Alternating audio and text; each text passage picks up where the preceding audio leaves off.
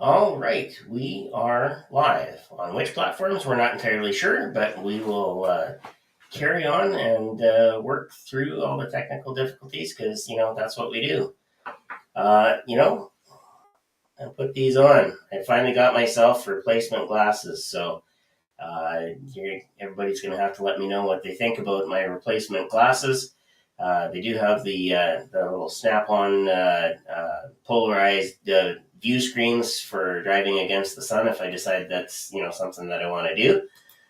But yeah, so busy day, busy week. And an expensive day in the Kostiuk household. I lost my water heater today. Well, I know where it is. It's downstairs, but it's broken. So need to replace that. But it's always interesting because when you encounter something that is an abnormal blip, what's your immediate reaction? So, that's something we're going to ask our hypnotists tonight. What's your immediate reaction when something goes awry? Because it often does in life, and that first reaction can be the difference between success and keep working at it, for lack of a better term.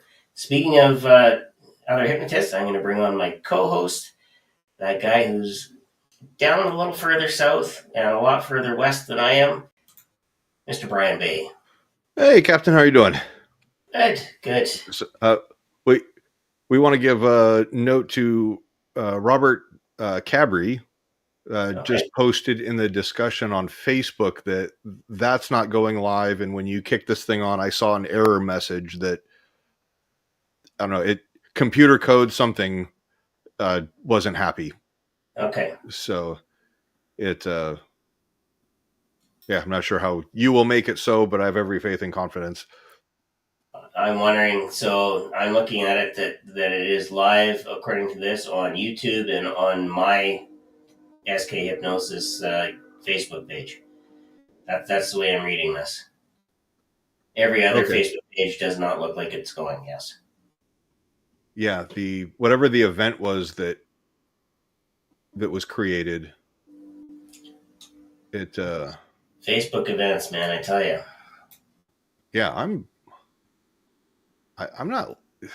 There's something going on, and there's something in the air. I don't know what it is because it keeps saying the live video should be starting soon. So what I did is I just put in the discussion. Here, I'll just add a post. Let's see. I can't watch.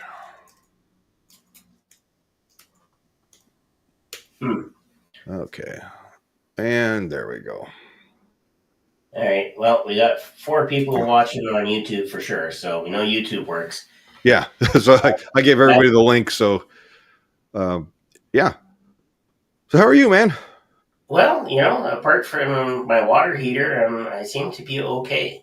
What happened with the water heater? Well, a couple days ago, I was brushing my teeth, and the water heater is kind of directly below the bathroom here in the basement.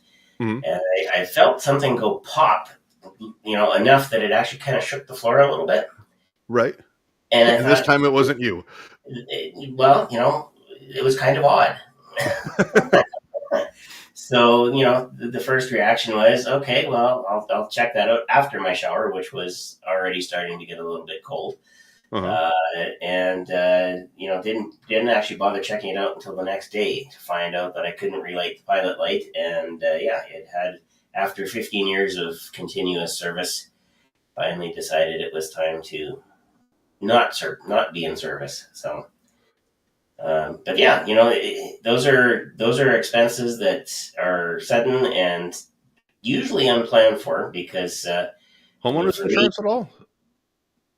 Not in Canada. Oh, okay. That wouldn't be a good use of insurance. But okay. The cost here to replace is about $1,700. But if you divide that over 15 years, that's pennies a day basically. Now I was fortunate because in this area they only usually last about 6 hours or 6 days, 6 years. There we go. Get the time frame right. Okay. Okay, I'm seeing you're posting here. It's good. So I don't know. We'll have to do something else with these Facebook invites, or we're just going to have to strictly go on YouTube and TikTok. Yeah, because it went on your personal page, but I don't know. Maybe we'll have we tried the Hypnosis Hero page if we can create Yeah, stuff on that's that. actually our ultimate target is that one, because then it's consistent, right? Yeah, so But that's okay. People baby will like. steps of getting a little bit reorganized. Yep, exactly. So, So, and your week? oh, not too bad. I got a little seat time on the bike today. It's been nice. Um, Imagine your weather's a little warmer than mine. we are currently 60. Wow, we made it up to 63 degrees Fahrenheit standard today. So it's been. That's you guys in your freedom units. I think in your freedom units it was probably about 35 here today. So just about zero. Oh, okay. I'm like, wait a minute, 30 something degrees is like the middle of summer for you guys and just cooking. But Yeah, well, we're you hoping. just above freezing. Well, I mean, at least snow's beginning to melt and it's not sitting up against the side of your house. And Yeah, well, there's another batch coming, so nature abhors a vacuum. They'll replace. So, yeah, anyway, it is what it is. but no, glad to be kind of getting back into the swing of things. And I spent a lot of last week asleep. Yes, tell everybody how that went. So yeah, oral surgery. If you have the option of them heavily sedating you, take it, because it was. What was funny is, so they've got the little oxygen thing in my nose, and okay, take the deep breaths and all that stuff, and so they hooked me up to the little heart monitor and the pulse ox thing, and so I hear the beeping, with my pulse. I'm That's like, always a good sign. Hearing the beep. yeah, I'll take a couple of quick breaths, and you hear your pulse, speed up, and then you take like a big deep breath and just like let your body completely relax, and you just hear it slow way down. So I start playing with the machine just through me. And they're like, "Are you okay?" I'm like, "Oh, I'm just playing with the machine with just the relaxation." They're like, "Oh yeah, you do the hypnosis stuff." And so it's like, "All right, here, little poke in your top of your hand, give you an IV, take some blood. Okay, here comes the medicine." And I remember making a comment about like the top shelf margaritas or something, and then I time traveled to like the last couple of steps up my stairs, walking into my bedroom, and then I was like, I don't care that I have my shoes on, and just fell into bed and woke up a couple hours later. Now, on the way home, I did not recall sending a selfie and a text message to my mother saying, I am high as F right now. And when I woke up to the notification going, it's about what I expected, seems about right. I'm like, what? I'm like, no, scrolling through it. I'm like, oh my God. And then phone calls started coming in from other people and text messages. Hey, how are you doing? Yeah, I got your text from earlier. And I'm like, oh God, no. I didn't get any such text message. It'd be good to have that kind of evidence for later. Yeah. So, but no, I mean, it's been good. Last couple of days, the stitches have been just, I'm like, God, who put fishing line in my mouth? Because as they dissolve and they separate and whatnot, I'm like, all right, I'm little scissors, cut it out and whatnot. But yeah, I've got like the last little bit of some swelling just right on the inside of my gum, which is, to be expected, but everything's going well. Well, that's good. It's just my body with a bone graft and the procedure that they did. They're like, yeah, you kind of had a pretty significant trauma to your face, if you will. So it's just your body is exhausted. And I've been eating like crazy, but it's like every 6 hours. Okay, here's the ibuprofen and Tylenol and the antibiotic. I'm like, all right, I'll sleep for 4 hours and then I'll wake up. It's medicine time. Check emails, little Facebook or something, and then just right back out again. Yeah. So that's often the way that it works when you have that kind of a. Yeah, productivity has been minimal, but but yeah. How how are things in your world? I know I thought it was like, oh, tooth extraction. I'll just be a little, I might be a little tired or whatever, but oh God, no, I would have been in no shape, and I would have taken no responsibility for what I would have said if we went live last week. Oh yeah, that's understandable. It would have been funny, and we'd have living evidence forever on the internet. But yeah, that's probably not a good. Yeah, so thing. they, of course, they do the whole, they bring you back in. They're like the little safety check. Tell us in your own words what we're doing today.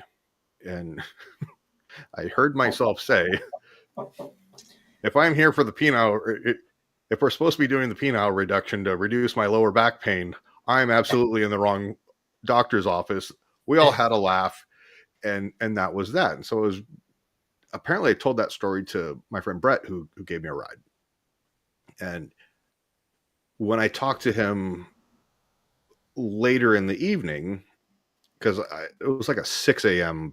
check-in time, and he goes, I was like, did I say anything stupid while I was coming out of anesthesia? Because I have no recollection of like even walking in my driveway or getting dropped off, the ride home, nothing. And so he misinterpreted that little anecdote that I just told you. Now, well, he didn't find it funny.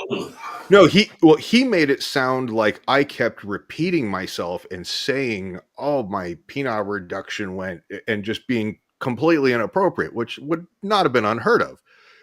So when I had a question about the procedure, they called me the next day and it was like, "Hey, I really want to apologize. My friend told me what happened and everything." And she's like, "I have no idea what you're talking about." She's like, "You were cool. You just kept saying like you feel really high, which is normal, and you got into the car without incident and everything." And I'm like, that mother, who needs enemies with friends like the ones that I've got? And friends like these. And then he was like, "No, you told me that you said that." And I was like, I was high at the time, in my defense. All right. So, but yeah, it's been good. I'm looking forward to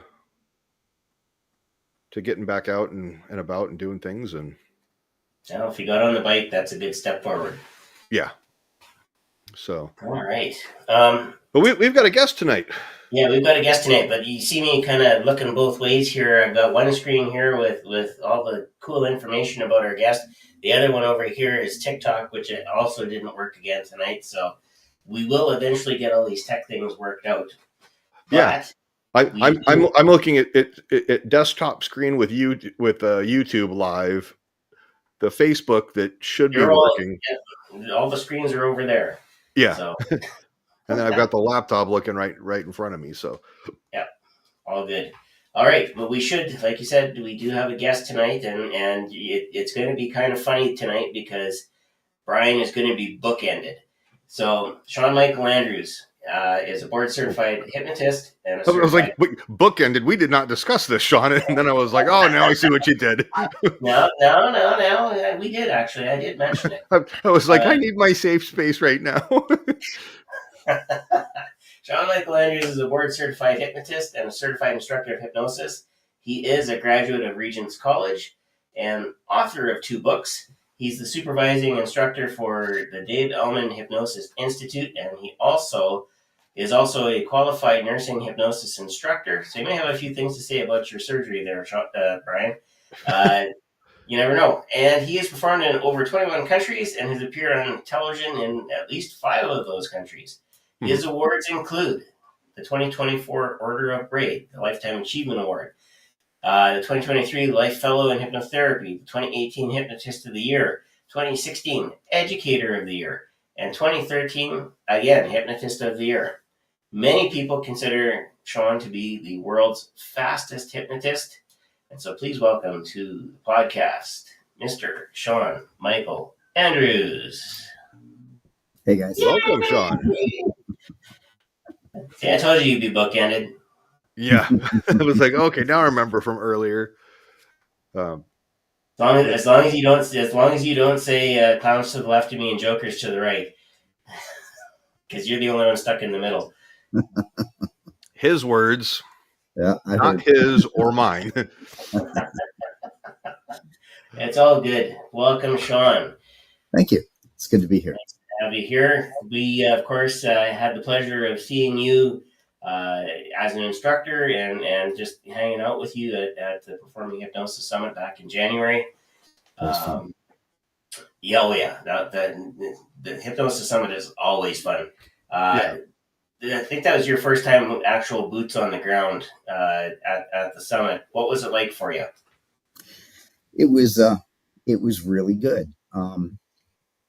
It was I like conferences that aren't like hundreds and hundreds of people, and so it was a smaller group, but a good group. Um, lots of time to interact with people. Let's see. I really had a great time there, and I met a lot of people that I wouldn't have met anywhere else. I also like the way that it was focused on performing hypnosis, because a lot of the conferences that I speak at are very therapy slanted, and so yeah, I don't usually run into a lot of the people that I got a chance to meet at the Performing Hypnosis Summit, and yeah, I had a wonderful time. Now, Shawn, I'll ask you, with the obviously you've been to a variety of conferences in your hypnosis tenure. Mhm. Um, would you contrast and compare, like, for a lot of them that you've been to, have they been? It's almost like extended infomercials where it's just a constant barrage of buy my product or take my Oh, training, and well, everybody's just trying to throw business cards in your face of getting you to commit to buy something and separate you from your wallet. well, I would say that most of the hypnosis conferences, and I think I have been to all of them. Hmm. Most of the hypnosis conferences do a pretty good job of policing that. Good, And good. and when a speaker, sometimes you'll get a speaker that's going to do that, that's going to do a sales job, and they don't usually get invited back, Yeah. which is a good thing. I mean, they warn them, they tell them, you're not supposed to do this, and really, it's pretty rare that you see a speaker doing that.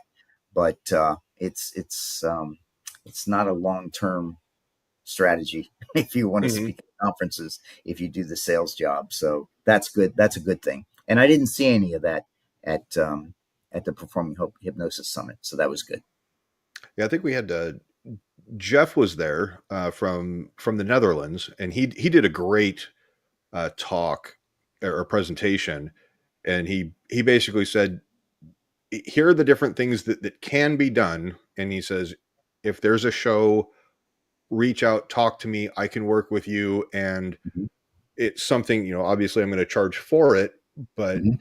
it wasn't a, hey everybody, it's like, look, if I can be of service, Oh yeah, no, that let's was. collaborate, and it wasn't like a hard sell at Oh all, no, no, which I I didn't think so at absolutely all. enjoyed. I thought it was very appropriate. It was a very good talk. Mhm. And but yeah, so how, kind of take us through, what was your journey? How did you trip, stumble, Mhm. fall, or deliberately pursue a career in hypnosis? Well, this is my second career.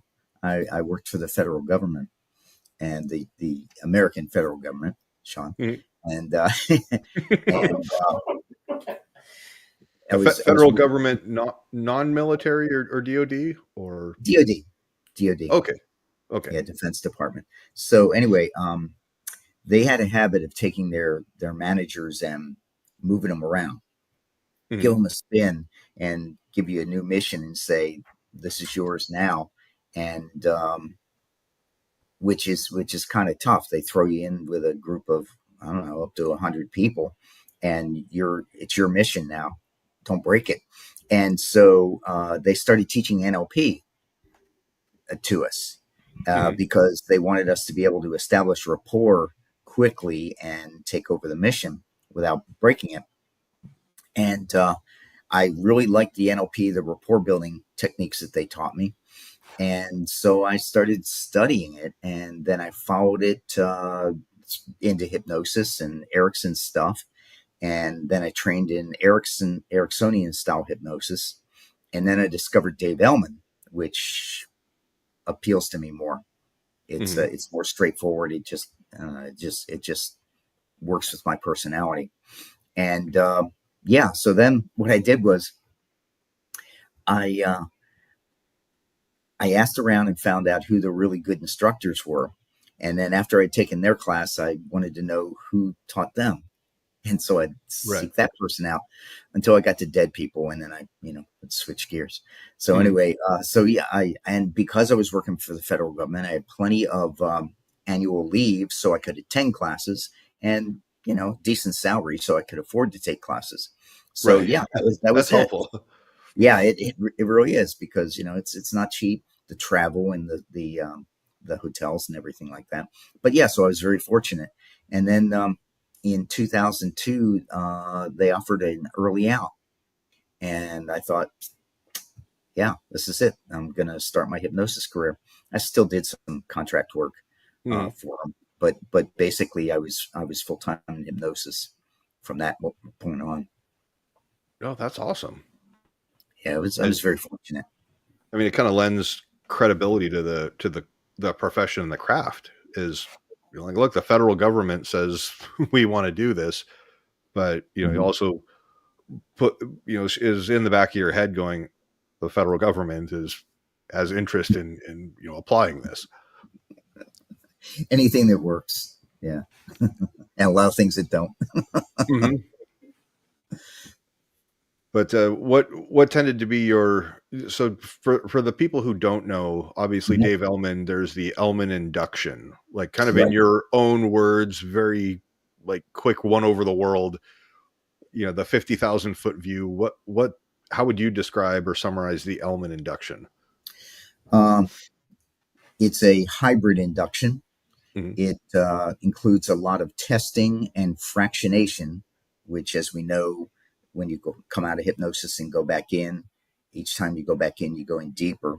So it has a lot of deepening due to fractionation, and a lot of testing to make sure that the client is following along with you, the client or the committee, because the Dave Ellman induction is an outstanding induction for therapy, but also for stage. I use it in stage, and then also,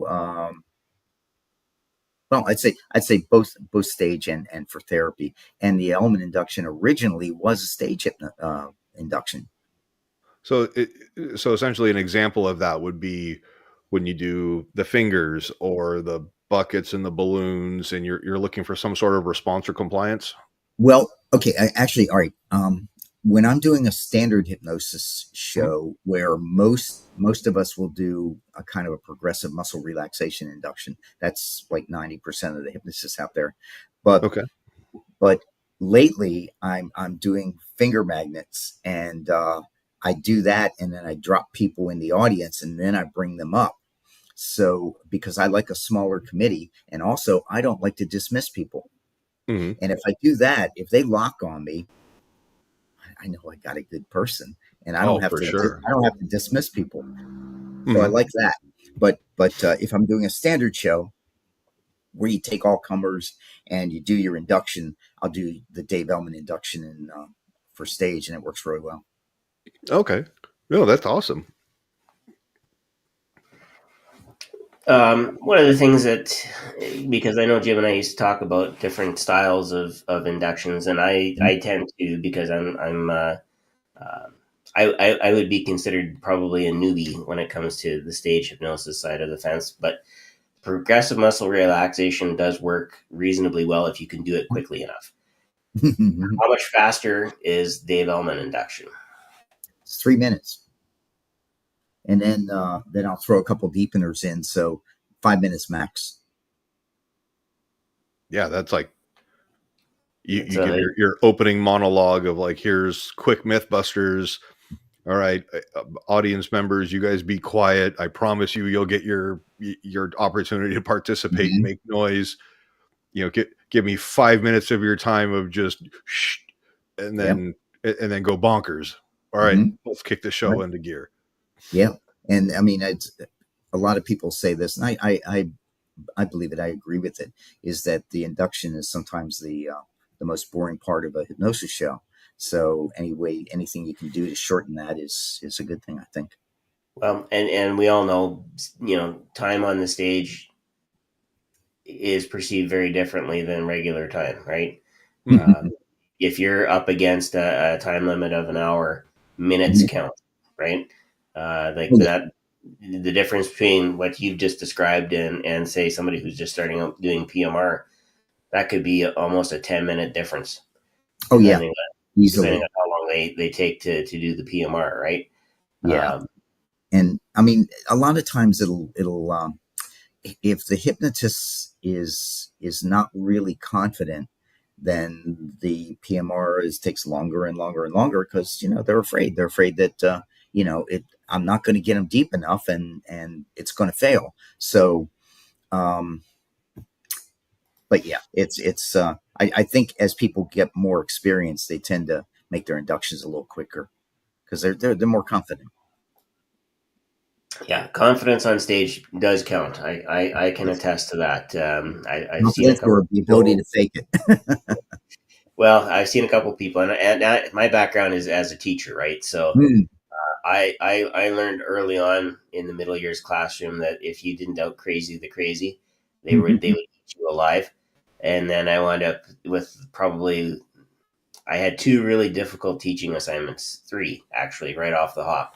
One, the very first one was teaching my sister, which I don't recommend ever teaching a sibling. And for the teachers out there that are teaching siblings or offspring, uh, Spouses. well, if you're teaching your spouse, it better be at a college level. But I tell you, it's a different experience, doing that. And the one time that we did have a little bit of a confrontation in class, I did get a call from the parents. Go figure. Yeah. Uh, and the second one was a grade 3 class, which I've now adopted into my shows. And as you know, you guys are the worst grade 3 class ever, and none of them have come close to that actual grade 3 class yet. Although I did have a pencil come whizzing by my head because I forgot to say no violence in the classroom. Oh, Uh, yeah, didn't embed in the wall, but it could have just you hear the whoosh of the air. Uh, and then the last teaching assignment that I had was why it was hard was the kids were they were so with it. Like their class average was like 89%. I had trouble staying ahead of them to keep right. them interested in class. So, but all of those experiences prepare you for being front and center on the stage and knowing how to control. Because as a manager, that's what you control the orderly flow of. And so it may look like chaos on the stage, but it's not. It's organized. At least up here, it's organized, and you know what's going on and where you're going and what's next, right? So, Mhm. Yeah, because it now for people who are watching, Shawn, is there a? I know in talking with people that are just getting started, they're like, "Oh my god, like what if I screw up? What if I fail? What if like a Mhm. show just goes completely sideways, or I don't know how to react?" To show people that, like, look, if something does go sideways, there's light at the end of the tunnel. Is there a memorable time where you kind of got thrown for a loop, or caught off guard? Like, what Yeah, was it? How did you recover? Was there a lesson learned, or was it just like, look, this was just out of left field. I had no idea what to. I I had a gig that was given to me by a colleague, and it was on a boat that would sail around Baltimore Harbor, and it was called Wine, Women, and what was it? Wine, Women, and Roses, I think they called it. And he got a gig that paid better, so he asked me to do this one, so I did. So I get on the boat, and we're sitting at the dock, and I talked with a guy who had entertained on one of these cruises before, and I said, "So what's it like?" And he said, "Well, we'll pick them up in a little bit." He said, "First of all, they'll be drunk." yeah, He said you're because And hypnotized by something. you're sitting there going, yeah, oh, they're in Annapolis. It's the docks in Annapolis, and mhm. the women were. were out drinking mimosas at the restaurants to kind of get them in the mood or get them in the swing of the cruise with unlimited booze. So anyway, so they all piled on, and I did my show, and they were all, the audience was drunk, the volunteers were drunk. It was, nobody's paying attention or following directions. Nobody was following directions very well. Yeah, and it was just it was bad. I mean, we always try not to take the drunks up there, but everybody was drunk. So Yeah, you were like, I'm going with significantly buzzed. Like, that's the best I can do. I was the only sober one on the cruise. So so yeah, that was not my best show. But no good deed goes unpunished. That's right. Now, when you were saying that everybody just was not following directions, like they just couldn't comprehend, or were they being disruptive, rude, obnoxious? A couple were being disruptive. They didn't. They took a dislike to one of my other committee members. Matter of fact, most of the women in the group took a dislike to this one woman who was really the only attractive one in the committee. So the committee is all of your volunteers that are on stage. Okay. I'm tracking. Yeah, a small committee. It was only about 10. And so they were hurling abuse at this poor woman because she was actually pretty good.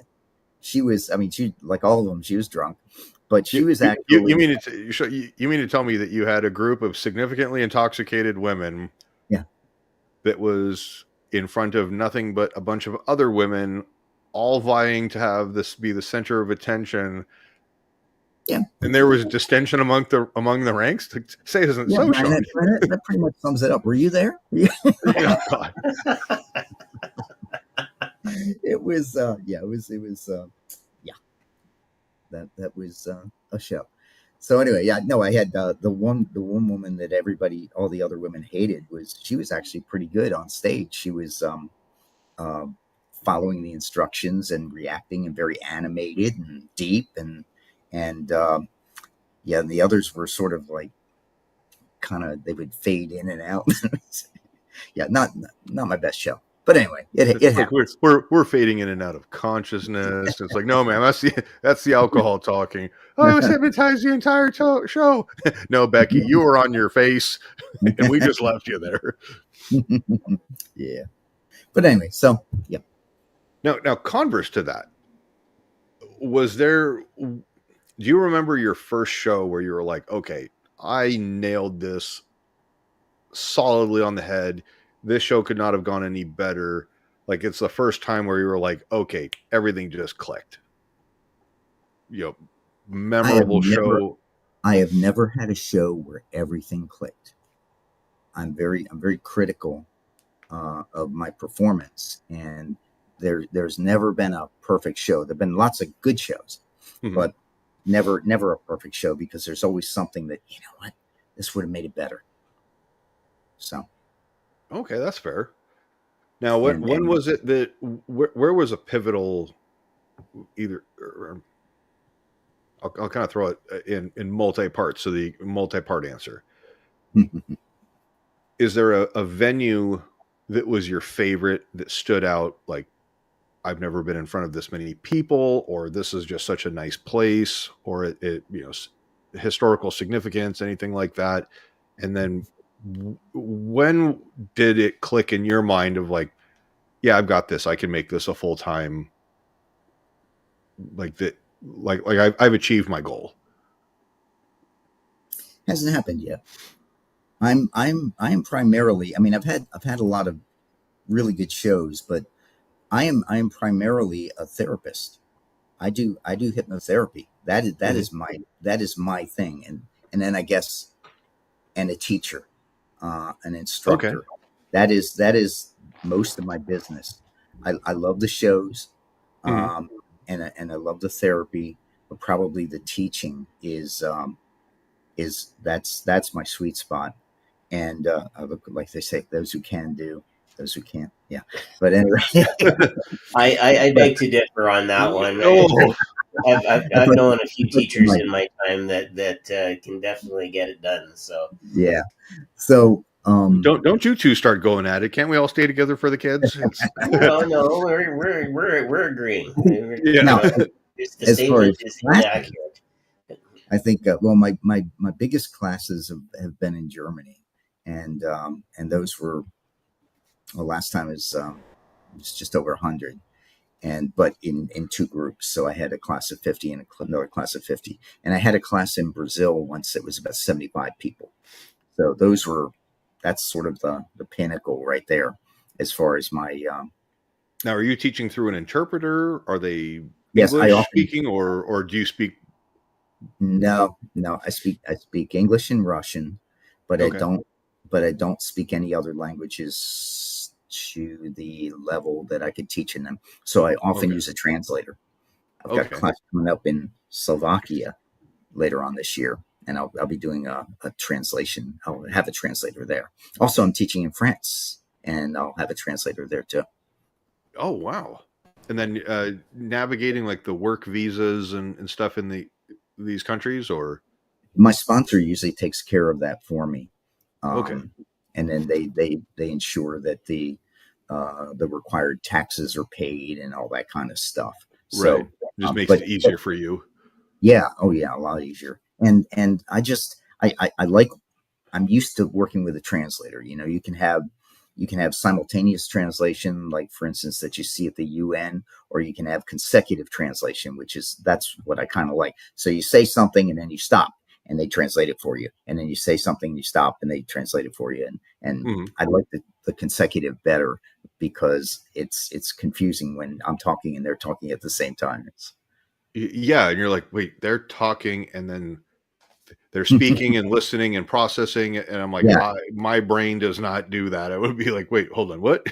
and I've got to track them. I've got to track them and figure out if they're with me or how far behind me they are. It's kind of weird, but Hmm. you get used to it.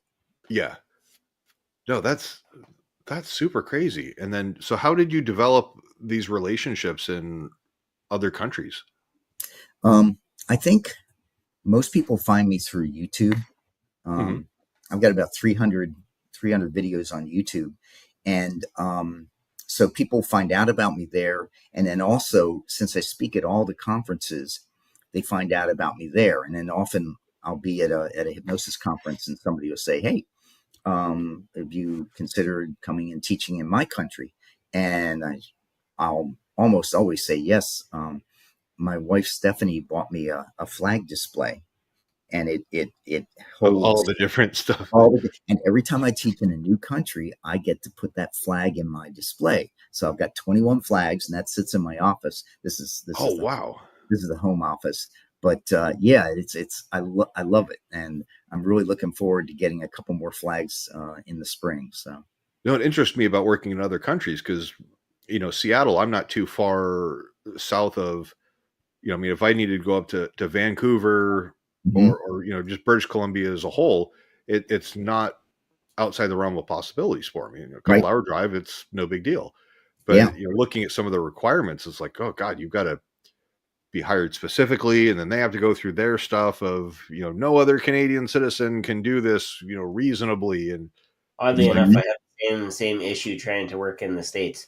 exactly. Yeah, both really? countries both Yep. countries are very strict about that. So my Canadian friends have trouble when they want to work down here, and then we have trouble when we want to work up in Canada. God, I would be like, hey, in America, we have the freedom to hire whoever we want. And it's like, we want this guy because he's awesome, Yeah, come no. down. But If they're not a U.S. citizen, and I mean it happens, and maybe it's under the radar, but honestly, I mean, ask Sean if he wants to do anything on the up and up in the United States. He has to jump through all kinds of hoops. Yep. It's really a And mess. and then the entertainment visa. I know, like my youngest son is in a band. Mm, They've applied for their visas, but there's like an 18-month backlog to get an entertainment visa to work. If they were going to start playing in the States, or doing any significant work, or moving there for uh, a period of time to set up a kind of base of where they're going. Mhm. So you mean to tell me that there are they're 2 laws years. and statutes in place that could have protected the United States from Justin Bieber? Well, you don't discount the power of YouTube. I mean, it's like, okay, Taylor Swift is going to go into Australia or something. It's like, yeah, what other female singer that's blonde and plays guitar? Oh, there's none of those in that country. And it's like, yeah, duplicate Taylor Swift. Well, all of the countries have pretty strict rules about allowing foreigners to earn money in their country. Now you can go into these countries and give a free talk. That's okay. But if yeah, they want to know if you're making any money, and if you are, they I would be like, look, I'm happy to go make money and pay the taxes that any other uh-huh. performer would be, paying. And Yeah, but you gotta deal with the got to have bureaucracy. all the paperwork. Mhm. And so, Mark Barris, thank you for joining us. Good to see you, my friend. I sent messages to people who had RSVP'd on the event thing, going like, hey, here's the YouTube thing, you can watch us. And Yep. so, Yeah, technical difficulties, and you would think as a guy who's been in the IT background for 20 some years that we wouldn't have those, but Facebook seems to be a bit of an issue. yeah, it's like, okay, it's supposed to link, and it's like, what's happening? So that might be a question for the server people. Yeah. But no. And then, Shawn, were there any memorable shows that you just look back fondly on and like, hey, somebody did something that just blew my mind. I didn't expect it, but it all worked out well.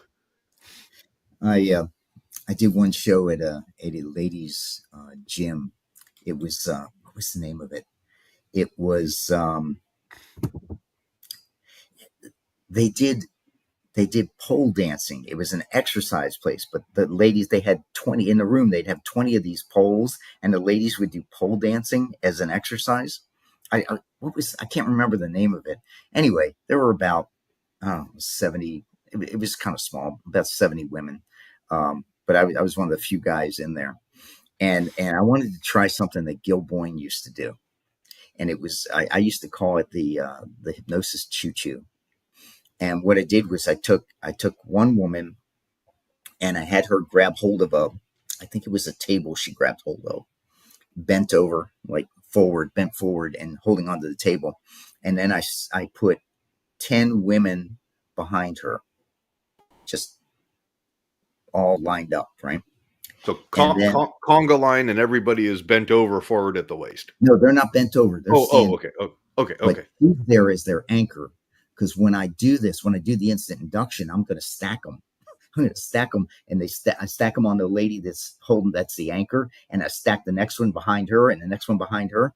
And so I went down the line going sleep, sleep, sleep, sleep, sleep, and just dropping them, not dropping them, but putting them. The slang term, yeah. So I came up on this one lady, and I think she was number 5, and she just looked funny to me.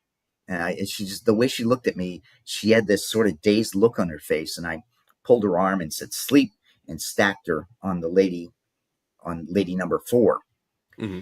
And then I went to 5 and 6. And then I heard somebody scream, and I turned around, and lady number 5 was a virtuoso. I mean, she was a flopper.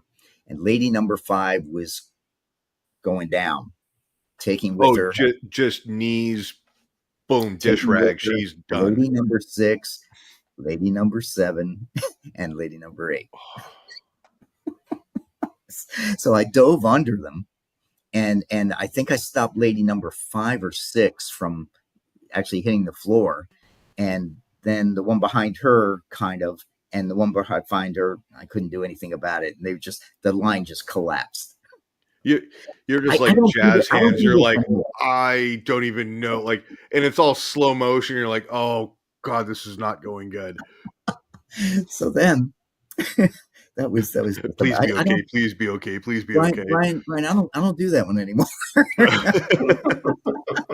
So anyway, so nobody got hurt, and I finished the show, and then some woman came up to me and said, "You've got to help.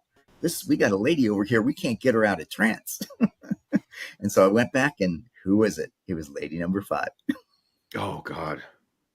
And I would have been like, like you can thank me later. It's I looked at her. All I did was look at her, and she boom down again. She was wow. she was extreme. So anyway, I had to work with her for a while before I got her functional. But yeah, that one kind of sticks out. Someone throw water on her. It's that'll wake her up. Yeah, that was a crazy one. No, are there any other ones that you look back fondly on, like that were just it turned out really like blew the crowd's mind, or just something where you're like, I'm just going to see if this works, and it was better than you expected? Okay. Well, a couple things. Lately, what I've been doing is I've been doing a combination mentalism and hypnosis show. Okay. And I'm really liking that, and the crowd is really liking it. Kind of similar to Israel Mandrake. I have not seen Israel Mandrake, okay. So I don't know. What I do is I do half the show. It's about an hour and 15 minutes. I do half the show with mentalism, mind magic, and then it's really good because it enables me to establish rapport with the audience. I mean, it's almost like, gosh, I've got 30 or 40 minutes to establish rapport with these people, and so it works really, really well. Where was I going to go with this? Oh yeah. So I've recently started doing something that my friend Jim Wan taught me, and I mentioned this when we were at the conference in Las Vegas, and it's a one where you tell them that in a moment you're going to open your eyes and you're going to see in front of you the person you always wanted to dance with, and that person is at the microphone, and so the mic is in the stand, and then you have them open their eyes and they give you this really dreamy look, like they're looking at the person they always wanted to dance with. Yeah. And so I dance, I take each one, and I'm dancing with the women and the men, but when I get because of quality, right?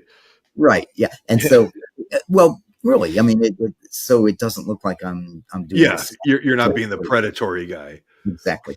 So then, when you get a guy who's really good, and you're off mic, the mic is still in the stand, right? You're off mic, and you get the guy, and you say to him off mic, you say, it'd be really funny if you grab my butt, and then I'll act really surprised.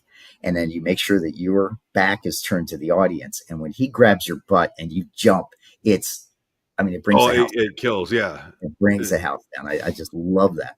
And then another thing that I do at fairs, which I think is really good, and anybody who wants to do it, I have no ownership on anything I do. So I encourage people that are watching to do this if you're doing a fair. And I don't like, not that one, not that one. Right. And that's about as adult as I get. I do only clean shows. But at a fair, I think that when you get real little kids up there, it intimidates the adults, and they just, I don't know, they just feel like they can't let loose. So what I do is, instead of letting the children, sometimes in a fair, kids are all you got. So you just deal with it. Yeah. But if there are plenty of adults, I'll tell the kids to hold off. I've got something for you later in the show. Right. And so I'm working with the group, and at the, toward the end of the show, I put them on pause. I put them on pause, and I say, all right, kids, come on up. And I have all the little kiddies come up in front of the stage. And I say, kids, in a moment, I'm going to go 1, 2, 3. And when I do, I want you to point at the adults and yell sleep. Okay, let's practice it. 1, 2, 3. And all the kids go sleep. Okay, so I got them. So wait right there, kids. And I say to the volunteers, I say, in a moment, you're going to open your eyes, and before you're going to see what looks like a bunch of little kids, but they're not. They're actually very powerful hypnotists. And when they point to you and say sleep, it's going to boom, down you go, right? And so I go ahead and I say, all right, everybody on stage, eyes open, sitting up straight. And I say, okay, kids, 1, 2, 3. And all the kids go, sleep. And the adults just go, boom. And the kids love it. I mean, they can go to school and they can say, I hypnotized a bunch of adults. And I'm hoping they're going to be in my class in about 20 years. But Yeah. So I encourage people, if you're doing a fair, do that skit, because it's great for the kids to be able to participate, and also it keeps them off your stage so that the adults can have a good time. So Right. do that skit. No, that's awesome. I mean, it's also like on stage there's the subconscious kind of command, or the idea of like, look, don't be that person who goes and like destroys a child's dream, or like shuts a kid down. It's like, okay, you know that like they're going to go for it. Yeah, the kids really want to be up there, and I just feel bad not being able to take them. But this is kind of cool for them to do, and they can tell their friends about it. You just gave me a great idea, because my next show is actually coming up on April the 4th, and it is a public show, so we are expecting quite a few kiddos to be there. So I may just insert that right in there. And let me know how it works. And the other thing, Shawn, is that sometimes if I just have one child, I'll just do it with the one child, and he can take down all the volunteers. And it works really well that way too. Yeah, nice. Yeah, it's ideas. I've seen another hypnotist.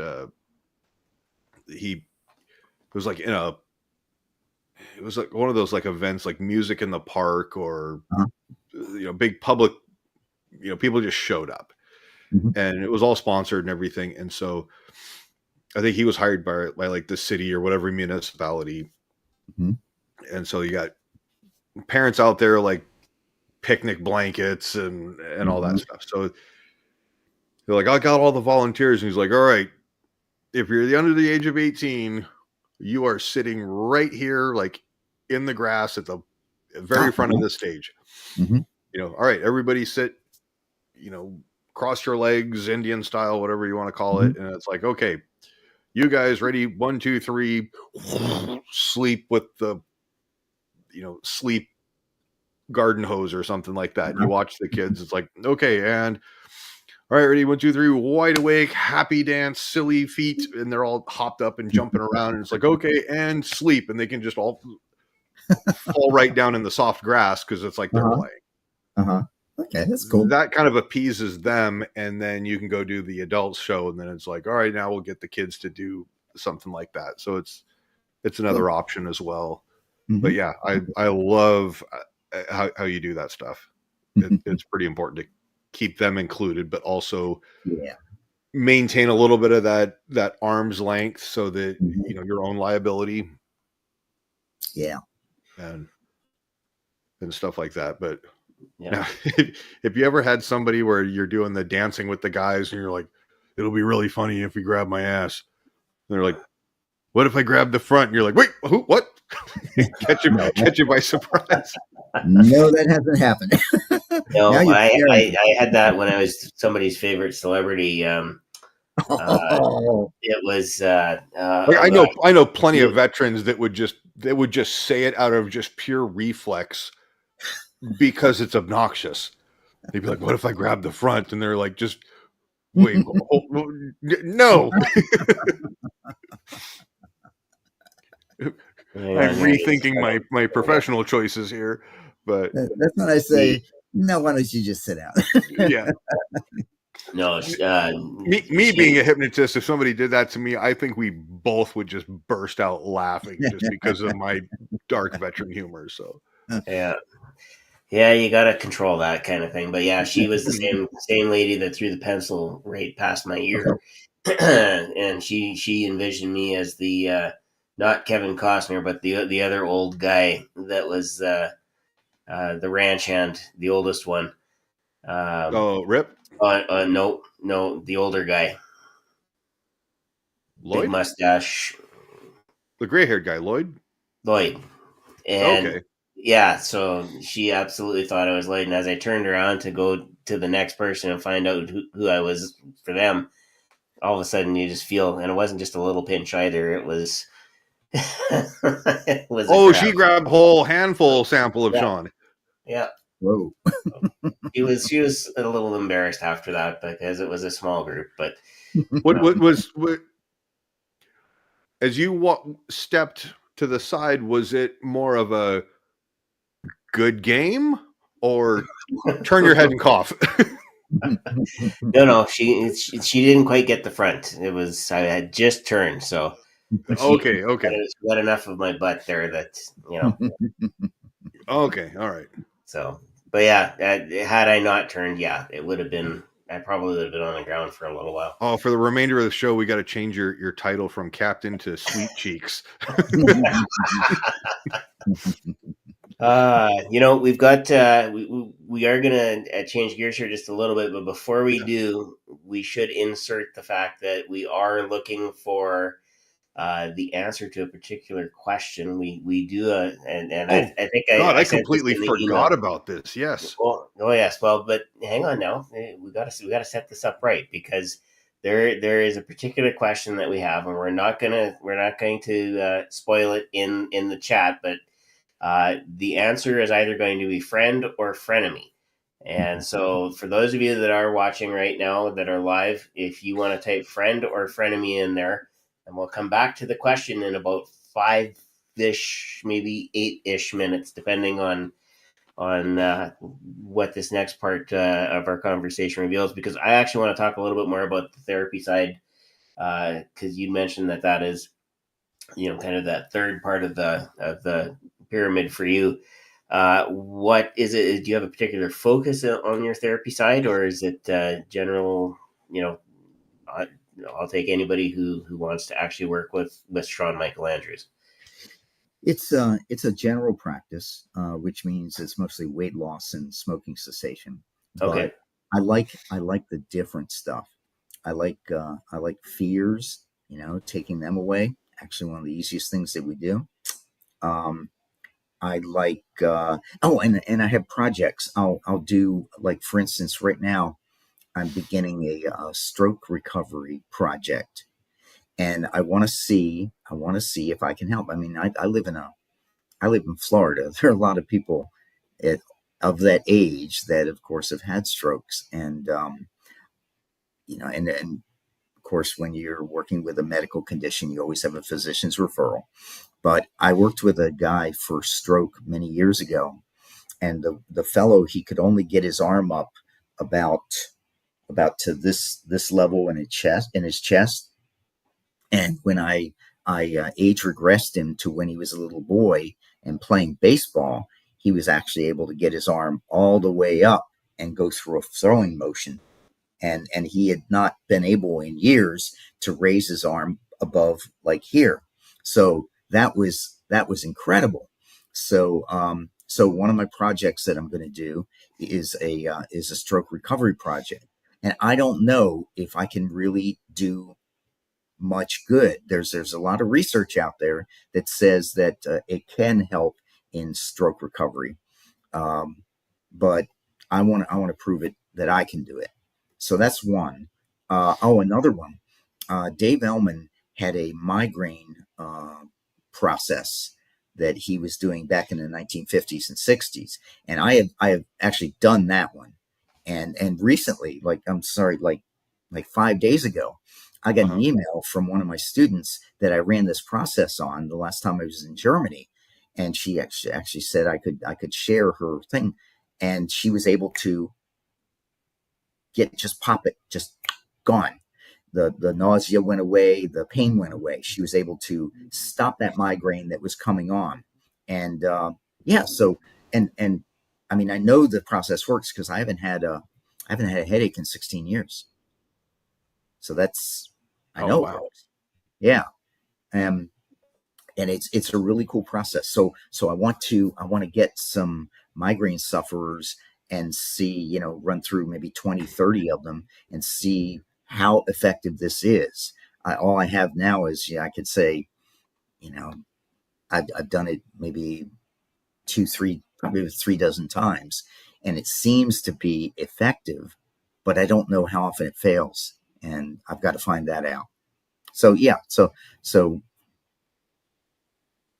I'm sorry, Shawn. I hope I answered your question. No, it's what I find interesting about the mind and the brain and how things work, especially after something like a stroke, Mm, is how does it put itself back together again? Like yes. what does it do to reroute the signals?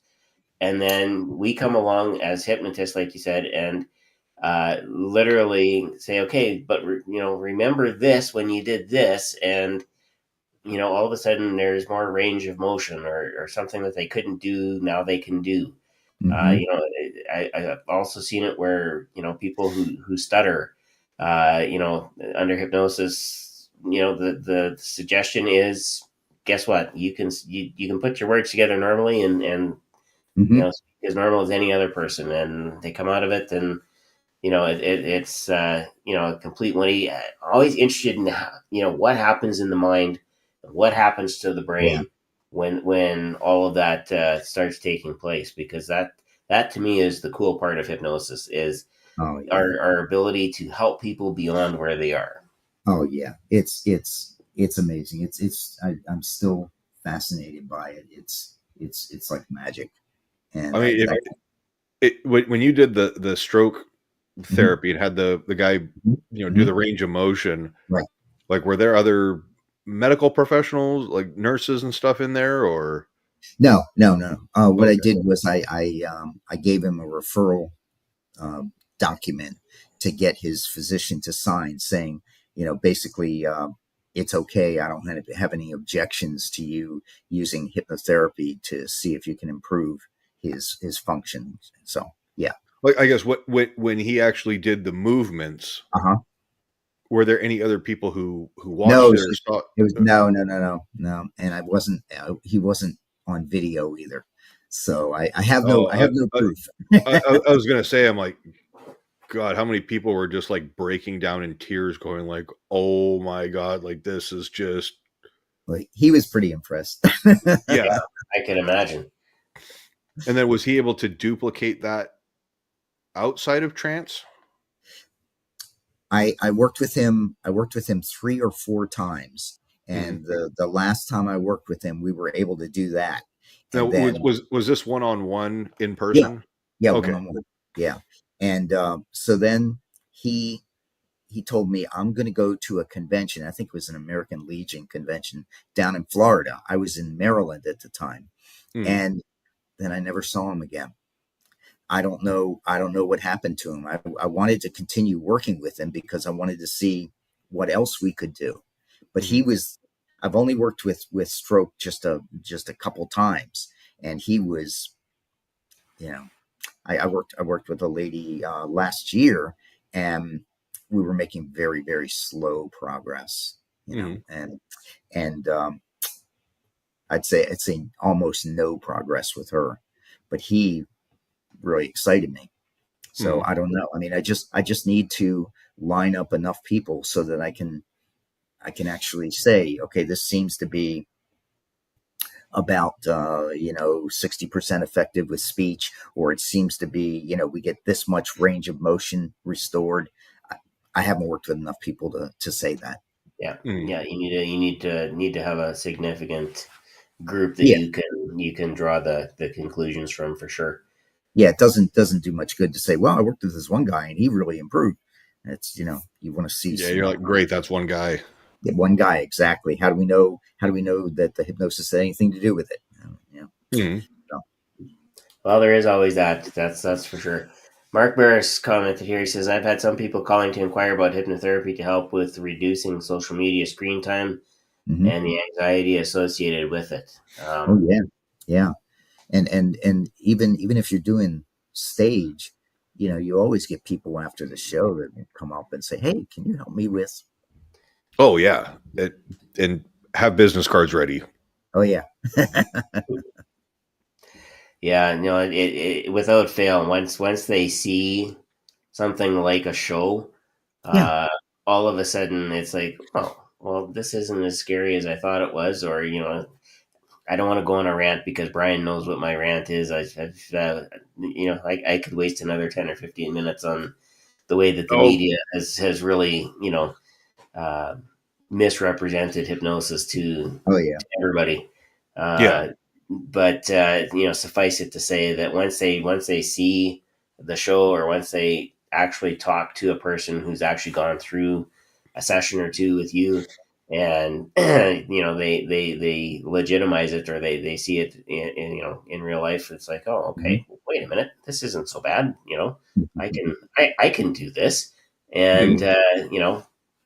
it often prompts a few more questions. I get ribbed at the office all the time, and what about this? What about this? And what about this? Until one of the ladies that I actually did work with, and for her Mhm.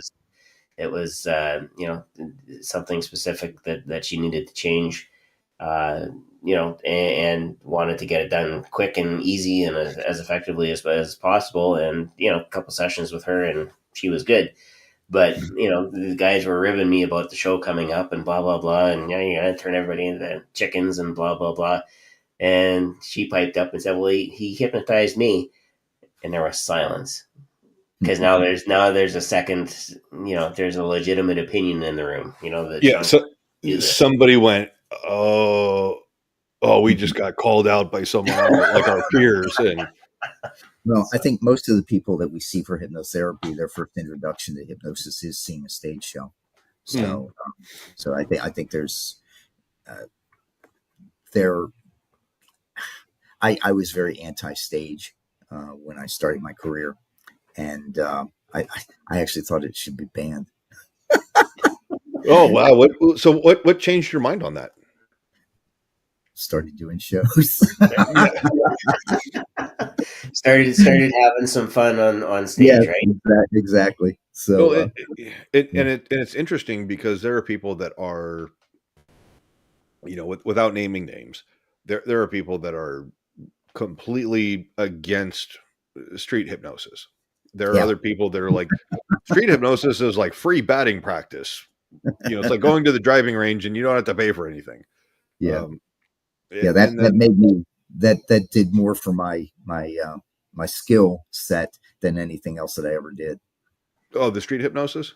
Yeah, because I mean, I don't I have never worried when I'm on stage. Am I going to get these people hypnotized? It's just it doesn't Right. enter my mind because if Hmm. you can hypnotize people, a stranger on the street just walking up, and if you can hypnotize somebody like that, then it's a piece of cake to do it in your office or on Yeah, stage. So Yeah. yeah, street hypnosis that made me. Hmm. No, that's awesome. That's any funny street hypnosis stories or just memorable ones where, Oh, loads. There was this one guy.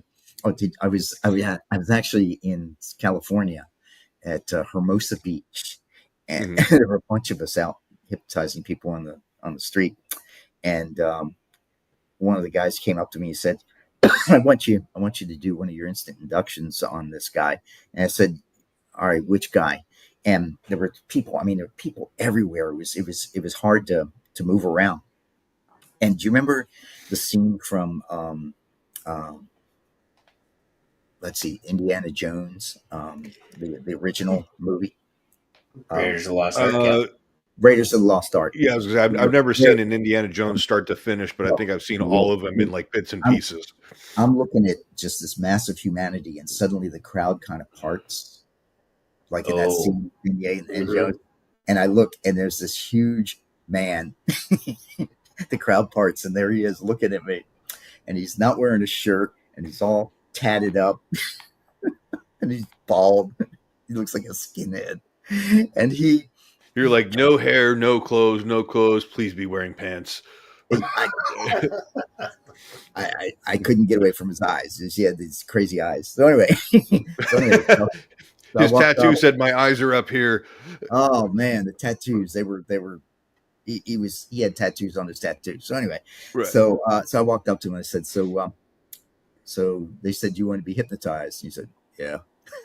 And I said, I want to get some buy-in, right? So I say, all right, look, are there any suggestions I could give you when I hypnotize you that would make your life better? Like, is there something you've been meaning to get done, but you procrastinated? And he said, yeah.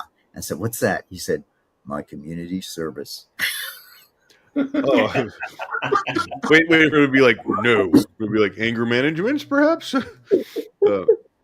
So anyway, they're all watching me. And so I can't back down.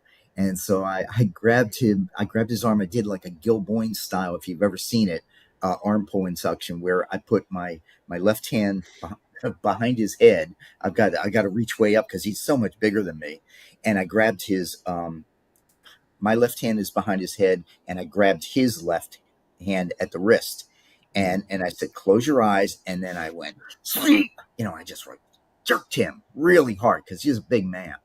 And sleep. You're like, I put my whole body weight into that arm pull. And put his head on my shoulder.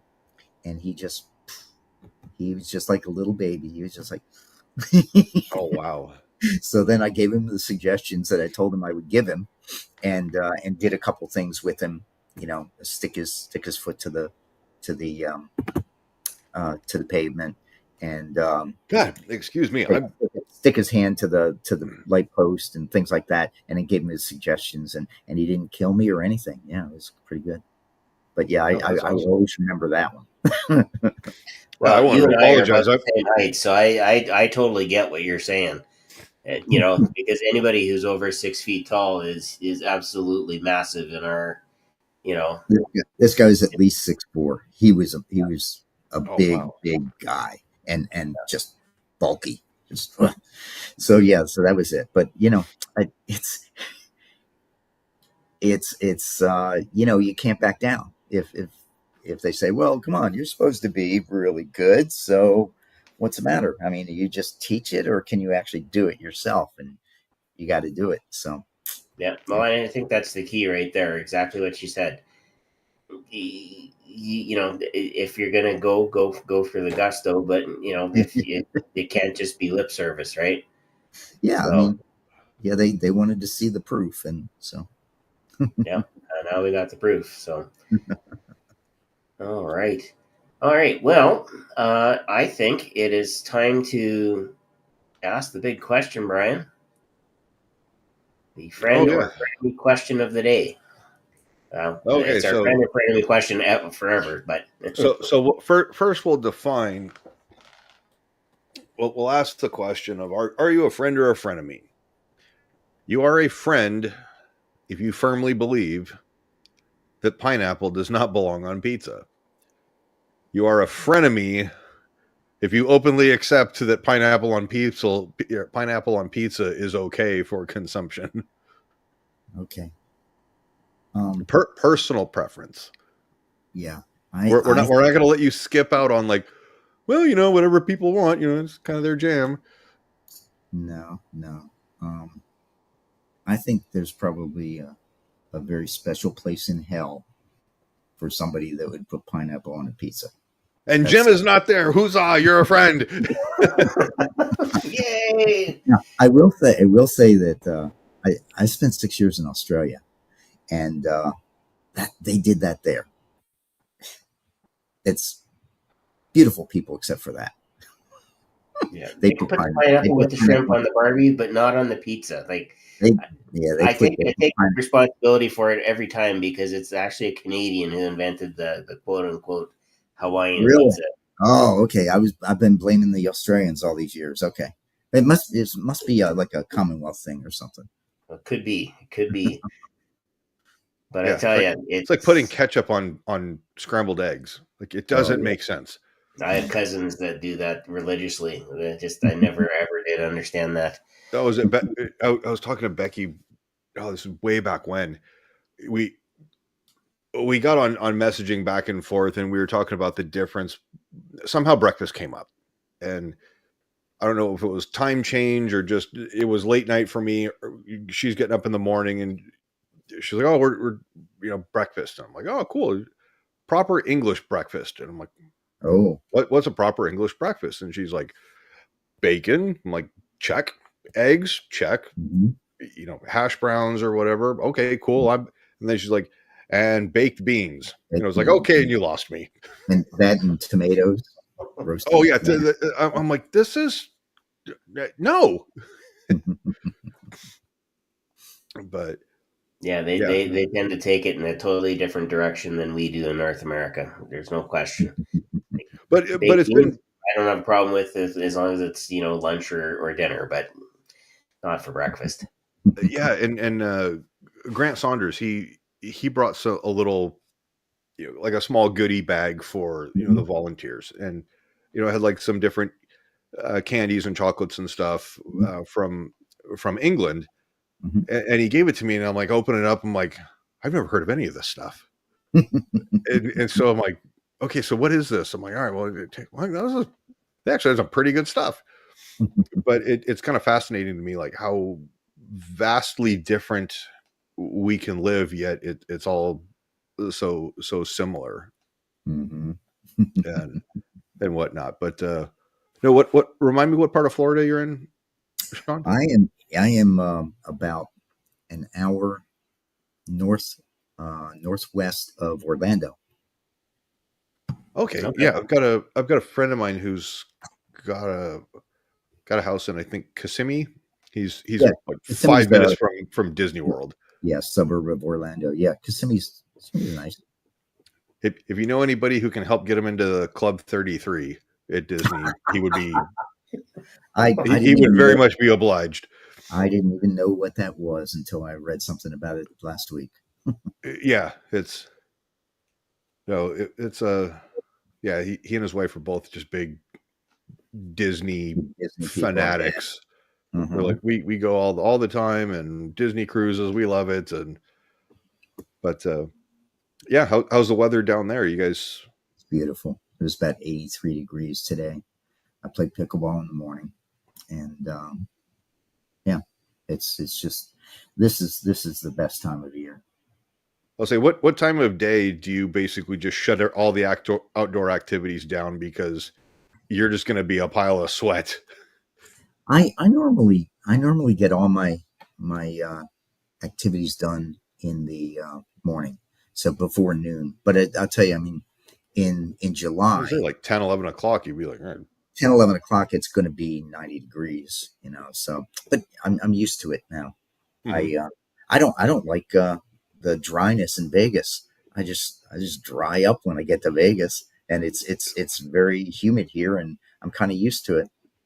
Yeah, Yeah, the same kind of heat, but that extra humidity makes a big difference. I know I have the same problem too. Like Vegas is actually drier than Saskatchewan, and we're considered probably the driest part of Canada. So Yeah, I get to what Vegas, and 2 days later, I'm like scratching. what was crazy about Vegas for me is every time I touched a door handle or, you know, Oh, not hot. the escalator, I'd get zapped, and I'm like, why am I Oh, getting oh. shocked with everything? And it's like the air is so dry, and you're walking Mhm, across the carpet, and I was like, I'm mhm. walking across the carpet. You know, I've got rubber soles on my shoes. I'm not in cotton or wool socks going building up all that static electricity, and I'm like, what is doing that? you're probably gathering it from all the gambling machines, all the static. I'm like, I feel like Iron Man. I'm like, bzz. Yeah, Grant, come over here, shake my hand. Yeah, yeah, I can.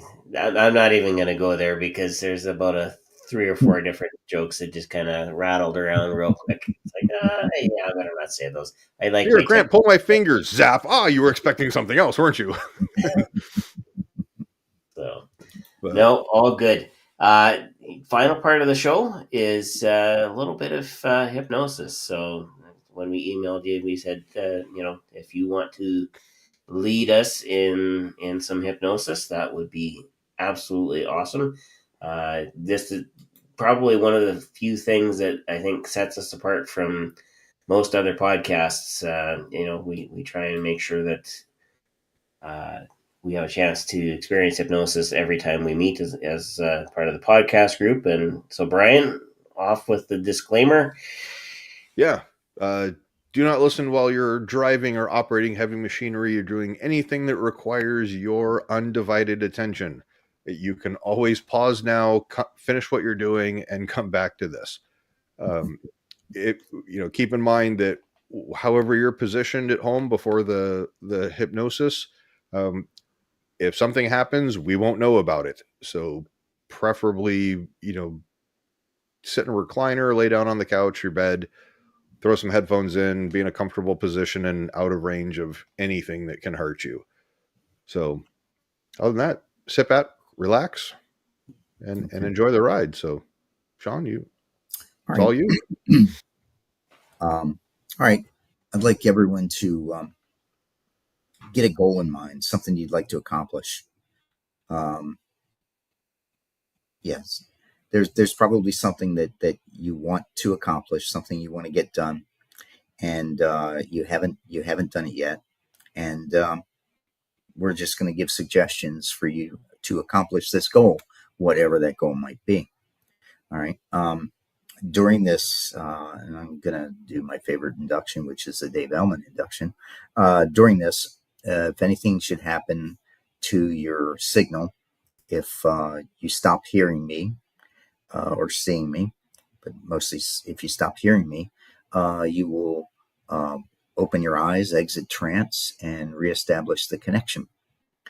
And hypnosis is totally safe, and there's no way if you lost your connection that you're going to spend the rest of your life in hypnosis. That doesn't happen. But just in case, if you lose your connection, you will open your eyes, exit hypnosis, and try and catch back up with us. All right. So I'd like you to please take a nice deep breath, fill up your lungs, hold it, and let it out, and close your eyes down. Good. And relax. And relax your eyes and the muscles in your eyelids. Relax them to the point where they just won't work. And when you're satisfied they just won't work, I want you to test them to prove to yourself they just won't work. Good. Stop testing, relax them again, and send that relaxation all the way down to your toes, just like a warm wave of relaxation. Good. Now, in a moment, I'm going to ask you to open your eyes and then close them. And when you close them, just go 10 times deeper into relaxation. Let your eyes open and close your eyes down. Go 10 times deeper. Good. And in a moment, I'm going to ask you to open your eyes and close them again. This time when you close them, just double that relaxation. Let your eyes open and close your eyes down. Double that relaxation. You're doing well. And in a moment, I'm going to ask you to open your eyes and close them again. This time when you close them, just relax even deeper. Eyes open and close your eyes down. Way down. Good. You're doing great. Just listen to the sound of my voice. And the sound of my voice can always help you to go deeper and deeper relaxed. You'll hear other noises. Could be noises on your end or noises on my end. None of these sounds will bother or disturb you. In fact, any other sound you hear will just help you to go deeper and deeper relaxed. Good. Now, if you're sitting at a table or a desk or anything like that, I want you to have your arms, keep them below the level of the table or desk. And I want you to take one of your arms and I want you to stretch it out and make it stiff and rigid. Make it stiff and rigid. Make a fist with that hand. As I count from 1 to 3, feel that arm getting stiff and rigid. 1, feel that joint locking at the shoulder. Your arm is stiff and rigid as a steel bar. 2, feel that joint locking at the elbow. Your arm is stiff and rigid. 3, feel that joint locking at the wrist. Your arm is stiff and rigid. So stiff it won't bend. So stiff it will not bend. You try to bend it, it gets stiffer. You try harder, it gets stiffer. The harder you try to bend it, the more stiff and rigid it becomes. In a moment, I will clap my hands and I'll say now. And when I do, your arm goes loose and limp, falls in your lap and goes much deeper. Now, good, much deeper. That's right. And the deeper you go, the better you feel. And the better you feel, the deeper you go. Good. You're doing great. All right. Now I'm going to count backwards from 10 down to 1. Let each number I say relax your mind. So by the time I reach the number 1, you'll be even deeper relaxed. 10, drifting down. 9, letting go. 8, relaxing more and more. 7, 6, allowing each gentle exhale to take you deeper and deeper relaxed. 5, 4, 3, 2, and 1. Deeper relax. Good. I'm just going to do one more deeper and then go through the suggestions. In a moment, I'm going to count from 1 to 15. When I reach the number 10, let yourself come up just enough that you can gently get those eyelids open. But as I continue to count from 10 to 15, those eyelids get heavy, droopy, drowsy, and sleepy. They close down and you go even deeper into hypnosis. And when that happens, notice how good it feels to relax so deeply. 1, 2, 3, 4, 5, 6, 7, 8, 9, 10, 11, 12, 13, 14, and 15, even deeper. Good. Now, you are capable. You are intelligent. And you have something that you have to do. This is a good thing.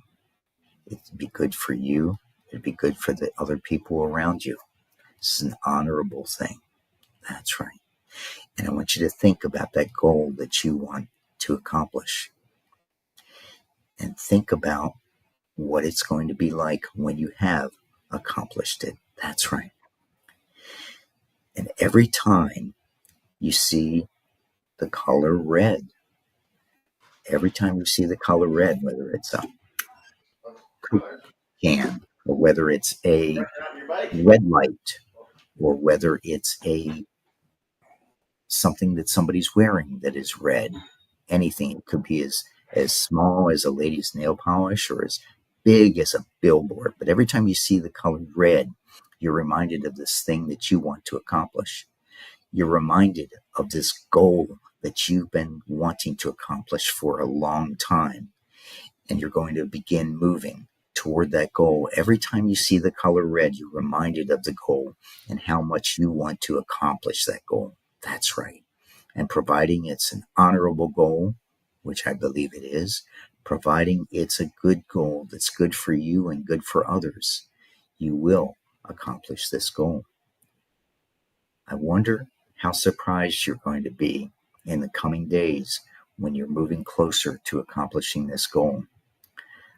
I wonder how surprised and pleased you're going to be with yourself when you have accomplished this goal. Now, I want you to imagine that it's in the future, maybe a few days, maybe a few weeks in the future. And I want you to imagine yourself standing in front of a mirror and imagining that you have already accomplished this goal. Let that good feeling start to come up and get stronger and stronger and stronger. You feel good about you. You feel good that you accomplished this goal. It feels good. It feels right. You just feel good, right? Now, in a moment, I'm going to count from 1 to 5.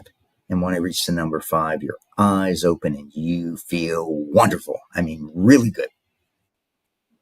1, slowly, easily, and gently feel yourself coming up to your full awareness. 2, a wonderful, happy, healthy feeling, a confident feeling comes up through the chair and into your body and grows. You're starting to feel really, really good now. 3, this wonderful, happy, healthy feeling grows even stronger and spreads throughout your body from head to toe. You feel wonderfully good. 4, your eyes beneath your eyelids become clear. Your head becomes clear, feeling so good. And on the next number, your eyes open and you feel wonderful. And 5, eyes open, take a deep breath and stretch. And see how good you feel. You feel good, don't you?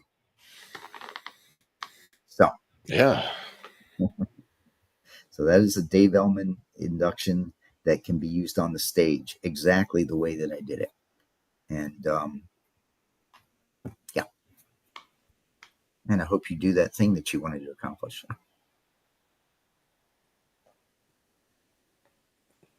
Providing it's on.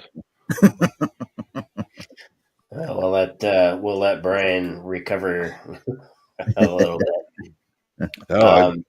like earlier, I made something to eat because I knew, when I was hungry, time to take the last little bit of antibiotics and stuff like that. And then I'm like, oh, it's my afternoon yawning fit right now. So, and then I'm like, oh, here, let me do this. And I'm just like, oh God, I'm like ready for bed now. Good. It's only 7:00. It's still light outside, but yeah, that's not so much here. yeah. But We're dark in just the wait, bar. just wait till summertime. It's going to be 11:00 at night. Yeah. Deshaun's gonna be like, oh, the sun's just deciding to come down. Yeah. We don't get that so much here. We're far enough south that the days are longer, but I'm not always amazed when I travel into the States that you guys, the days are like, even Texas, Florida, it's almost like 12 hour split, and it yeah. doesn't really vary much from there. And it's like, but in the summer, like Brian said, at 11 o'clock, I can still see the sun setting in the western sky. Yeah. You Yep. know, even though Yep. it's probably over, Alberta and on its way to BC. But I tell you, it's freaky when you don't get that extra 5 hours of sunlight. And of course, it starts coming up at 3 o'clock in the morning. The birds are already chirping. So Yeah, I was gonna say we're summertime. It's 4:00 in the morning. 4:30 is sun's coming up, and I'm like, yeah, it's God's flashlight shining through the blinds. And station in Berlin, we'd be coming home from the bars. yeah, and the sun was in your eyes. Oh. Yeah. Oh, well, all good. Last word to you, Shawn. Anything else that we missed that you maybe wanted us to ask about, touch on, or any shows coming up for you that you're doing? Let's see. I just booked one last week. Nothing very soon. That one's going to be in September, and nothing really soon. I'm concentrating on my teaching right now. Right. So I'll be teaching in Europe during the spring. So and we're going on a cruise, a river cruise. So I'm looking forward to that. Up Mississippi or river? No, in the Danube. So it's going from Hungary to Romania. Oh wow, that's gonna be beautiful out there. Yeah, I'm looking forward to that. But no, if anybody wants to find me, they can always look me up on YouTube, or go to my website worldsfastesthypnotist.com, and and I have a new newsletter that goes out. Well, generally now it goes out about once a month. So, right. but I teach in it. I don't sell. It's not salesy. It's newsy, and so I think my next one I'm going to do is an article. You see this story every now and then where somebody supposedly ripped somebody off or stole money from them, and they used hypnosis in order to do it. It's almost always in India or in Eastern Europe where you see this. It's so funny, and so anyway, some type of con artist that's exactly. I saw another article today that I think I'll put in the next newsletter, just some ideas on that. But if anybody ever wants to get in touch with me, just email me. I'm pretty good with answering emails. Oh, that's awesome. So, and I want to thank you guys for having me on. It's been fun, and hopefully I'll see you guys again soon. Yeah. Well, are you going to be at any of the upcoming conferences? I know we'd be remiss if we didn't. So you'll be at Heartland in the end of April. I won't be at Heartland because it conflicts with the Irish conference. I'll be in Dublin at the same time. Oh, you're going to be out with Jason O'Callaghan. Yeah. That was good. Yeah. I wish I could be at that one. That would be. Yeah, you know what? And just remind him that it's okay to spell Shawn the way I spell it. It's the Canadian way. I was going to let you slide there, Shawn. I was going to let you. He was giving me the gears at Performing Hypnosis Summit. And Jason is absolutely wonderful guy. He's got that. It's the dry humor almost, Uh-huh. but then you add his Irish accent in there and just his delivery. It is smooth, distinguished gentleman Yep. with you did, like, he could pretty much say like the most disgusting insult about your mother and make it sound funny. And he's just Don't get him started. I went on a car ride with him, so I've heard some, some of his dry sense of humor. Let's put it that Mhm. way, directed at people. yeah, I'll definitely run into him when I'm over there. Yeah. yeah. I remember he was like, "Oh yeah, we got to figure out this. We're gonna go run down to the Target, get some toys for the kids, see what all the the hysteria stuff is about." And I was like, "It's like a grocery store, but I they sell everything." I like the accent. I'm like, it's just a more like sophisticated version of Walmart. It's not anything but women lose their minds over Target. They're like, I just want to walk the halls of the aisles. I'm like, why? But Eye no, candy. That's why. yeah, he's just, yeah. I I I think I'd want to go to the Irish conference. I think that's more geared towards the therapy side, isn't it? It is. It is.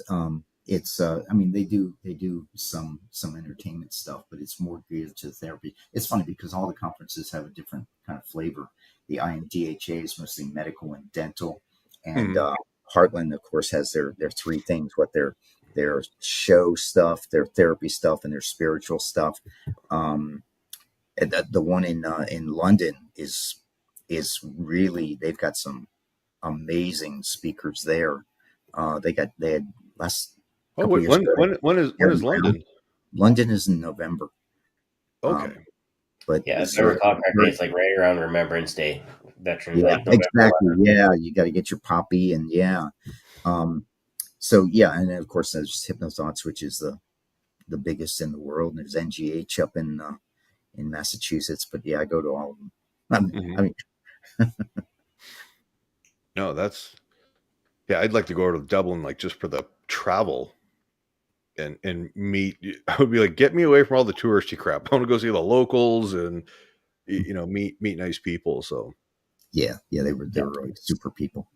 but no, All All right. it's right. almost Well, time to Yeah, wrap up. Let you get into bed at a decent hour, and yeah. that's I, past my I will. bedtime. I will mention, since we're on the topic of conferences, the Performing Hypnosis Summit is, the website's been updated. There's a countdown on. It says 303 days, which really is not all that long. But in between, like Shawn said, there's a whole bunch of conferences worldwide that you can attend, and we recommend. yeah, The one thing that Shawn said, every conference has its own flavor. So, performing hypnosis is all about, being a performer on stage, and how do you maximize your craft and get better at what you do. And the cool thing is, in the Performing Hypnosis Summit, you have time.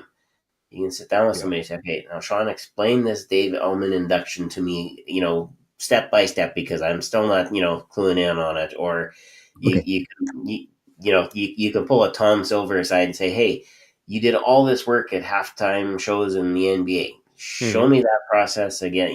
You just get that extra time that you can really connect with somebody. Oh yeah. Oh, for Yeah. sure. Yeah, it's great. And there's I call it the fellowship afterwards. It's just Mhm.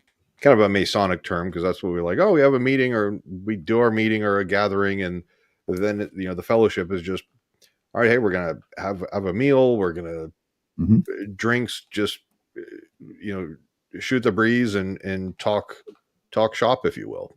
Mhm. And it's a great time to network and just really actually get to know people and establish those Yeah. friendships rather than you're at a forced meeting where it's like the name of the game is run around and pass out as many business cards and collect as many as you can, Mhm. but with everybody who does the same thing. And and it talks, developing those friendships and everything is like, for example, I got a call from Salish this afternoon. He says, "Hey Mhm. man, what are you doing tomorrow, middle of the day? Looks like I'm gonna have like a 4-hour layover in Seattle. Yeah, man, I'll jam down to the airport, scoop you up, and I'll buy you lunch. Cool." And It's good. so, and then also, when you get in a jam or you double book, you get to pass on the gift that keeps on giving of, "Hey, can you cover my show?" And then someone else is gonna have a story to be like, "This is how it went totally sideways." But Speaking of which, I got to connect with somebody I did pass the show on to and find out how it went for him, because that was one that if I could have, made it to where I needed to get to do it, I would have. But there was just no physical way I could be, 4 hours away. yeah, if you had one of Elon's rockets implanted somewhere, you could have. But Well, you know what? Transporters from the Enterprise would be nice. yeah, Then you could be anywhere instantaneously or relatively instantaneously. But mm-hmm. so. So Anyway, we should wrap up here. And, Shawn, thank you so much for taking the time to chat with us. Typically, there's a lot of people who will post questions and comments afterwards. So we will definitely go back and make sure we review those. Okay. Some of this video will likely get chopped up, and you'll see it on TikTok or someplace saying, "Hey, we interviewed the world's fastest hypnotist," yeah, and we'll make it, all flashy and everything. But yeah, you can join us again in a couple of weeks' time. We will have another guest on Hypnosis Hero. And are we going? Are we going next week? Nope. Next week was rescheduled. Okay. Yeah, so we have a little bit of a gap because of a reschedule, but that's okay. Okay. We will figure something out, Awesome. and as soon as we know, you'll know, and we'll set everything up again, and hopefully it all works. Yeah. Facebook And won't then yeah, nemesis. real quick, we've also Jim created the Hypnosis Hero Facebook page. Yeah, We've gone in, instead of just the Hypnosis Hero, it's the Hypnosis Hero podcast. We just changed the name. Everything else is the same. All the content and stuff is there. We just made the edit on the name, and so we'll be putting a lot more of the content and kind of steering a lot of Jim's stuff that he had going to that one, and the performing hypnosis page as well. So just kind of keep an eye out for that. And I put the let's see, I put that in the comments. It might take a second for the live chat hasn't updated. hit it. Just hit it again. Put it in again. Okay. I find that on occasion it hangs itself up.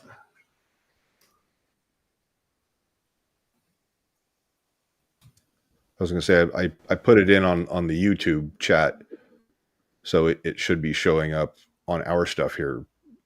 Well, hopefully sooner than later. But basically, the performinghypnosissummit.com is the website.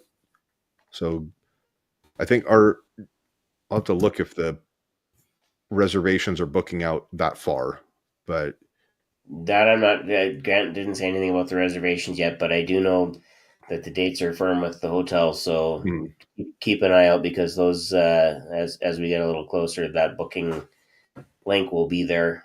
If you're buying a ticket because you are wanting to make sure you guarantee your spot at the summit, you can certainly do that right now. We've kind of streamlined that. Now it's not in. And anybody who's looking to, that you think might be interested in getting into the industry, or anybody that who's expressed an interest, even if it's just kind of casual, bring them out, have them sit down, have a listen to some of the stuff. We also do, we got a couple of field trips and some different options, I think, that we're going to try to integrate this year, so it's not just one specific thing. You have plenty of time to go run around and do stuff, and off time and things like that. So it's come in a couple days early, stay a day or two afterwards, and go do some sightseeing. And I'm really looking forward to some of the stuff that's going to be going on this next year. When are you guys doing the call for presenters? You know what? That's probably going to be coming out pretty quick because I know when they go through the presenter list and everybody who's presenting, it's going to, those slots are going to fill up even faster this year.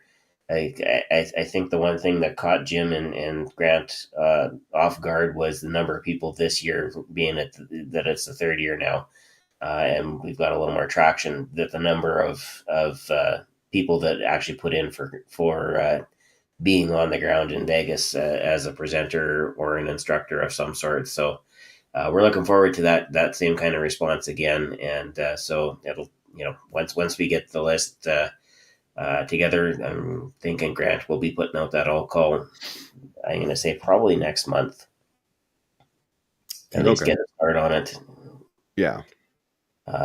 Ideally, you want to kind of have that so that you can start saying who is actually going to be speaking at the conference, because again, certain names draw certain people, and certain types of presentations will also draw certain types of people as well. Like Brian said, if you're interested in learning one particular thing, that's the way to do it. So yeah, so wonderful. Well, gentlemen, it's been a pleasure, Captain. Yep, honor and a privilege as always, and we will look forward to seeing everybody else who either is watching right now or tunes in later on. We'll look forward to seeing you guys next time. Yeah, thanks a lot, guys. And get that pineapple off that pizza. And Jim's tagline signing off. Jim's tagline for signing off: take care, stay well, be awesome. Stay free, everybody. Have a good one.